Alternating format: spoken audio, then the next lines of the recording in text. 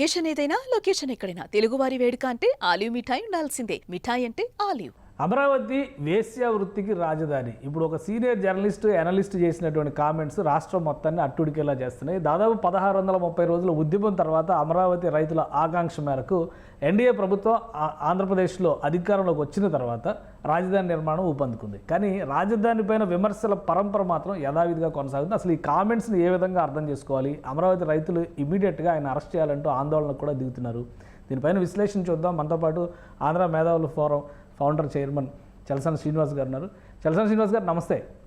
నమస్కారం అండి, అందరికీ నమస్కారం. సార్, ఏంటి అసలు ఈ కామెంట్స్ని ఎలా చూడాలి? ఆయన ఏదో ఒక పేపర్లో వచ్చింది, లేదంటే నేషనల్ రిపోర్ట్ వచ్చింది, దాన్ని దృష్టిలో పెట్టుకొని చేస్తున్నాము, చెప్పాను నేను, దీనిలో తప్పులే. ఆయన ఇచ్చిన వివరణ కూడా మళ్ళీ అలానే ఉంది, అది వివరణలా లేదు. ఎలా చూడాలి ఈ కామెంట్స్ని? అమరావతి పైన ద్వేషమా, లేదంటే ఎందుకు ఇలా మాట్లాడి రెచ్చగొట్టేటువంటి పరిస్థితి, ముఖ్యంగా మహిళలను కించపరిచేటువంటి పనులు ఎందుకు చేస్తున్నారు? ఒకటండి, కృష్ణరాజు గారు నాకు చాలా కాలంగా పరిచయం. దాదాపు 2007 అంటే 17 సంవత్సరాలు 18 సంవత్సరాల నుంచి. కానీ ఎప్పుడైతే నేను ఆ రోజు నేను హరిరామరావు గారు, ఆంధ్ర రాజ్కుమార్ గారు బయటకు వచ్చి ఆంధ్ర హక్కులు అన్నాము, నా మీద విజయాంధ్ర పత్రిక ఒక దాంట్లో చాలా అసహ్యంగా రాశారు. ఎవడు ఎలా చాలా ఫీల్ అవ్వలేదు. తర్వాత కూడా సమస్యను పిలిచారు, వెళ్ళాను. కానీ గత కొద్ది కాలంగా ఆయన వన్ సైడ్కి వెళ్ళిపోవడం మొదలుపెట్టారు. ఇట్స్ వెరీ అన్ఫార్చునేట్ అండి. అమరావతి విషయంలో మాట్లాడినప్పుడు చాలా అసహ్యంగా మాట్లాడటం మొదలుపెట్టారు. నేను అబ్సల్యూట్గా నేను వ్యాఖ్యలను ఖండిస్తున్నాను. ఆయన నిన్న ఇచ్చిన వివరణ కూడా బాధాకరంగా ఉంది. మీరు ఎవరన్నా మనోభావాలు దెబ్బతింటే క్షమాపణ చెప్తున్నాను. ఎవడంటే రాసిన రిపోర్ట్, నేను ఈ దేశం, నేను అనమను, ఈ దేశంలో అత్యధికంగా సోషల్ సెక్స్ వర్కర్స్ ఉన్న స్టేట్, ఈ రికార్డ్స్ వచ్చిన ప్రకారం ఉత్తరప్రదేశ్ దీనికి 10 రెట్లు ఎక్కువ ఉండొచ్చు, రాకపోవచ్చు. బట్ ఆ రిపోర్ట్ కూడా ఏం చెప్తుందంటే, డాక్టర్ రిపోర్ట్ చూశానండి. ఆ రిపోర్ట్ అంటే నెంబర్ ఆఫ్ రిపోర్ట్స్, ఒక రిపోర్ట్ కాదు, 2-3 రిపోర్ట్స్ కానీ, గణాంకాల శాఖ మిగతా ఇచ్చిన వివరాలు కానీ, లేదా సోషల్ మన మిగతా సంస్థల రిపోర్ట్స్ చూసినా నేను ఒకటి చేస్తాను. కర్ణాటక నెంబర్ 1, మిగతా ఆంధ్రప్రదేశ్, తెలంగాణ కూడా టాప్ 5లో ఉన్న మాత్రం ఈ ప్రాస్టిట్యూట్ స్టేట్స్ అంటే చెప్పు తీసుకుని కొడతారండి ఇక్కడ మహిళలను అవమానిస్తే. రెండు రకాల అంశాలు కాబట్టి నేను చెప్తున్నాను, నేను భౌతిక దాడులు చేయమని ఎప్పుడు చెప్పను, దాన్ని వ్యతిరేకిస్తాను. కానీ భౌతిక దాడులు చేసేలా ఉన్నాయి కదా ఆయన ఇస్తున్న వివరణ కూడా. ఆయన చేయకూడదు ఎవరైనా సరే, నేను కానీ ఇవాళ ఎంత నేను ఒక మాట చెప్తానండి, అసలు ఏమనుకుంటున్నారండి వీళ్ళు? ఒక ద్వేషం, ఒక శాడిజంకి వెళ్ళకూడదు. Due respect to everybody. నేను ఆయన మీద ఇచ్చిపోస్తాను, భౌతిక చర్యలకి ఎవరు పాల్పడద్దని చెప్తాను. ఖచ్చితంగా బేషరతుగా క్షమాపణ చెప్పాలని ఆయన విషయం నా వీడియో రాగానే బేషరతుగా క్షమాపణ చెప్పాలని చెప్పి కూడా కోరాను. ఆయన మాట్లాడితే నేను అవసరమైతే క్షమాపణ చెప్తాను. నేను ఎవరి రికార్డ్ అండి ఇవాళ నేను చెప్తున్నాను, అనంతపూర్ లేకపోతే చిత్తూరు, కడప, గుంటూరు ఈ జిల్లాలు ఆంధ్రప్రదేశ్ విభాజిత ఆంధ్రప్రదేశ్లో నెంబర్ 1, 2, 3, 4 అలా ఉంటాయి అప్రాక్సిమేట్లీ. అంత మాత్రాన జిల్లాలకి అంటకట్టేస్తారా? ఊరుకుంటారండి ఎవరన్నా? వీళ్ళు కాదు, రాజకీయ నాయకుల కంటే, లంచాలు తీసుకునే దొబ్బేవాడి కంటే నేను మళ్ళీ వేరే వాళ్ళ వాక్యాలు చెప్తున్నాను. నేను ఒక వేసి కంటే, ఒక ప్రాస్టిట్యూట్ కంటే ఒక నిజాయితీ ఉంటుందంట కొంతమంది చెప్తూ ఉంటారు. అవును, వీళ్ళంతా తీసుకుని రాజకీయ నాయకులకు నేను చెప్పిన దానికి కొంతమంది మనోభావాలు దెబ్బతిన్నా సరే చెప్తాను నేను. కొంతమంది రాజకీయ నాయకుల కంటే, మిగతా వాళ్ళకంటే, మాట నిలుపుకోవాలి కంటే ఉత్తిధర్మం ఎక్కువ ఉంటుందంట. ఓ దరిద్రమైన దాంట్లోకి, ఆ దరిద్రమైన దాంట్లోకి ఎవడో కూడా ఇష్టపడి వెళ్తారండి. కుటుంబ నేపథ్యంలో నేను చెప్తున్నాను, మీ అందరూ కుటుంబ నేపథ్యంలో అనేక బాధలు పడి హ్యూమన్ ట్రాఫికింగ్ ద్వారా దౌర్భాగ్యమైన దాంట్లోకి వెళ్తాడంటే ఇవాళ వీళ్ళు ఏం మాట్లాడుతున్నారు? ఇంకోటి కూడా చెప్తున్నాను, అంటే ఒక జిల్లాని రేపొద్దున అఫీషియల్ రికార్డ్స్ వస్తున్నాయి, ఆ జిల్లా నుంచి ఊరుకుంటావా? ఇప్పుడు ఆంధ్రప్రదేశ్ ప్రాస్టిట్యూట్ జిల్లా అంటే ఊరుకుంటారా? తెలుగువాడు ఊరుకుంటాడండి? కానీ ఒక విషయం చెప్పండి, మీరు ఆంధ్రప్రదేశ్ మండిపోతుంది ఒక్కొక్కనే. కానీ బాధ సంయమనం సొబ్బతో ఉంటాం కాబట్టి చెప్తున్నానండి. మనిషి common sense and nonsense వేలోస్ ఒక్కడే కాదు, ముందు శ్మశానం అన్నారు. అవును, గోస్ట్ సిటీ అన్నారు. అవతల దాన్ని ఏమంటారు, బురదలు కూరుకుపోయే వాళ్ళకి మరి అన్ని స్థలాలు ఎందుకు ఇచ్చారు? పాపం చిన్నాలు కట్టుకోలేరంటే మాట్లాడలేదు. అమరావతి అంటే దాన్ని కట్టింది. నేను కూడా చెప్తున్నాను, దయచేసి కేశవ్ గారు అందరికీ, అమరావతి అంటే నేను ఆ రోజు ఈ రోజు వరకు ఇప్పుడు మాట మార్చారండి. You are in the fields in the last few decades. Amaravati అద్భుతమైన హత్య రాజధానిగా అన్ని వర్గాలు, అల్పాదాయ, మధ్య, ఉన్నత తరగతి వర్గాలు ఉండేటట్లు ఒక గొప్ప రాజధానిగా మనం తీర్చిదిద్దాలి, సమాంతరంగా ఇచ్చాపురం హిందూపురం ఉండాలి కదా, పారదర్శక కట్టమన్నాను, పారదర్శక కోరుకున్నాను, అంతే కదండి, అంతకుమించి కాదు కదా. అందువల్ల కానీ మీరు ఒక విషయం చెప్పండి, ఇప్పుడు అమరావతి కట్టడమో లేదంటే అమరావతి చుట్టూ ఇప్పుడు ఆయన వేసినటువంటి నిందలు వీటన్నిటికంటే కూడా అసలు అమరావతి గొప్పతనం ఏంటి? పదే పదే ఈ శ్మశానం అని, గోస్ట్ సిటీ అని చెప్పి ఇప్పుడేమో ఈ మాట, అమరావతిని ఎంచుకోవడానికి అది తెలుగు జాతి నిజంగా గర్వించేటువంటి రాజధాని, ఆ పేరే గొప్ప రాజధాని చెప్పడానికి ఏముంది ఆధారం చెప్పండి. నేను అదే చెప్తాను. యాక్చువల్గా ఇప్పుడు నేనన్నా జగన్ పక్కన పెట్టండి, జగన్మోహన్ రెడ్డి గారు ప్రతిపక్ష నాయకుడు, it must be centre of the state అన్నా. నేను చెప్తున్నాను, హిందూపురం నుంచి ఇచ్చాపురం లెక్కలు తీశానండి.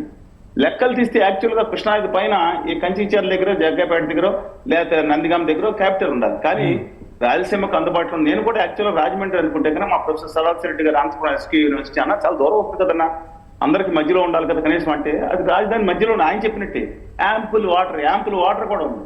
ఇవాళ ఇంకోటి కూడా నేను దాని ప్రాసెస్ చెప్పింది ఇంకోటి చెప్తాను. ఏమంటారండి, అమరావతిని తీసుకెళ్ళిండు ఏమంటున్నారు, మునిగిపోయే ప్రాంతం 11.5 లక్షల క్యూసెక్కులు వస్తే, ఇప్పుడు ఇంతకుముందు వరదలు వచ్చినప్పుడు మీరు చూసారు హైదరాబాద్ పరిస్థితి ఏంటి, ఢిల్లీ పరిస్థితి ఏంటి, ఈవెన్ సౌదీ అరేబియాలో బెంగళూరు, ముంబై, వాట్ అబౌట్ చెన్నై. అలాంటిది 11.5 లక్షల క్యూసెక్కులు పక్కన పాడుతుంటే విజయవాడ నగరానికి ఇబ్బంది జరిగింది, దీనికి ఇబ్బంది జరగలేదే. పైగా వీళ్ళు ఏం చేస్తారంటే బాడీ షేమింగ్ లాగా నగర షేమింగ్. ఆ అమరావతి అంటే దళలామా, నేను మా అబ్బాయి వచ్చినప్పుడు చూసుంటారు వస్తే కాలచక్రాన్ని, అక్కడ ఆ ధాన్య కట్టకం అంటే దీనికి 29 గ్రామాల్లో ఉండి, ఇప్పుడు ఏదైతే వెంకటపాలెం ఎక్కడైతే ఎక్కడ ఉన్నాడో తెలుస్తుందండి, వెంకటపాలెం ఏదైతే ఇక్కడి నుంచి దాదాపు 25 కిలోమీటర్ల పైన ఉంటుంది ఆ అమరావతి. అది ఆ ఫోటోలో వేసి అక్కడ నీళ్లు వస్తాయండి. ఏది ఆ బుద్ధ విగ్రహం ఫోటో తీసి అమరావతి మునిగిపోయిందని ఏం కరెక్షన్ చేయడానికి. ఇప్పటికన్నా నిర్మాణాత్మకంగా విమర్శిస్తే నిజంగా చెప్తాను, జగన్మోహన్ రెడ్డి గారి పార్టీకి వాళ్ళకి ఉండే వీరమ్మాలకి నేను ఒకటే చెప్తాను, నిర్మాణాత్మకంగా విమర్శించాం, తప్పు చేసి విమర్శించాలి, పారదర్శకంగా అడగమని కోరాలి. మిగతా 44 ఎకరాలు తీసుకుని ఎందుకు ఆదాని గారికి పోతారు, వాళ్ళకి తప్పులేదు. ఇదేం దుర్మార్గం అండి అసలు, అమానవీయంగా మహిళల మీద అలా మాట్లాడటం.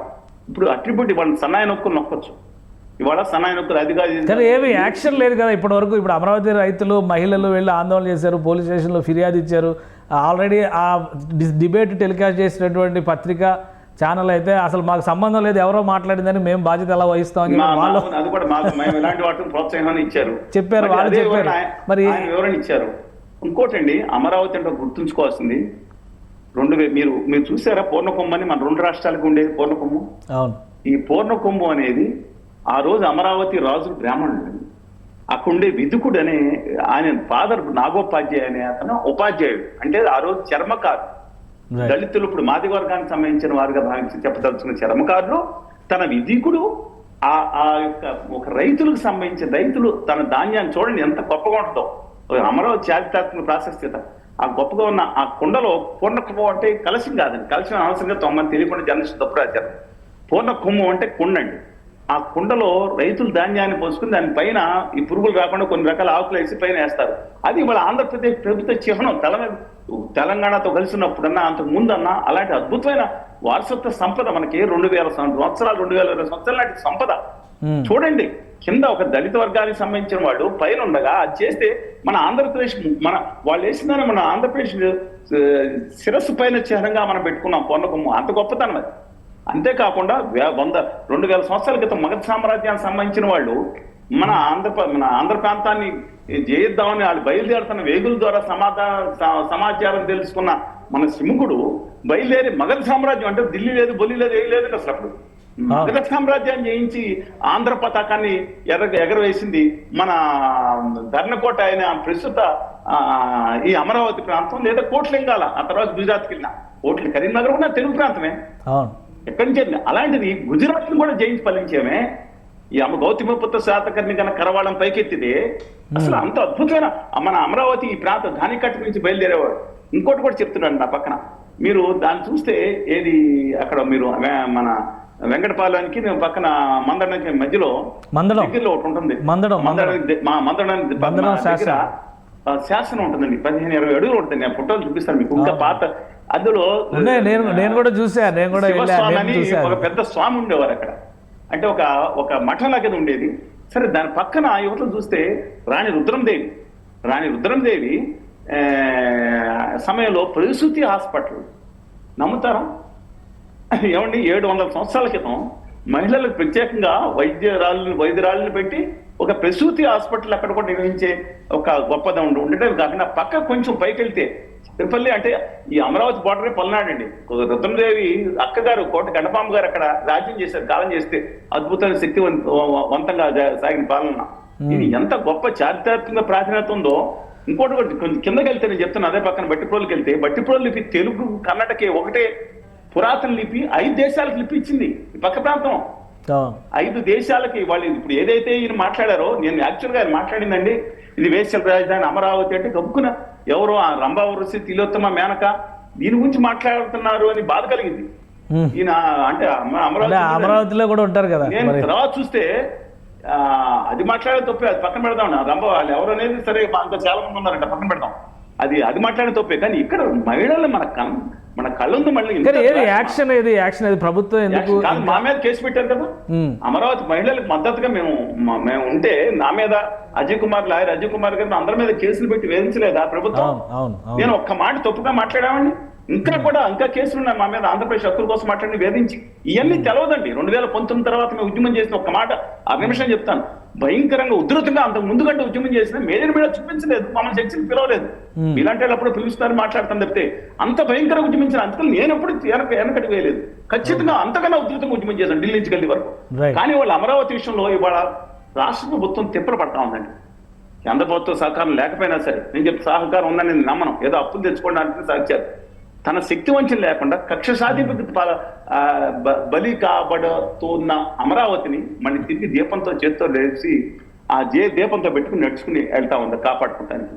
ఈ సమయంలో ఇంకా కుట్రలో ఎందుకంటే ఇంకా నాకు అర్థం కాదు.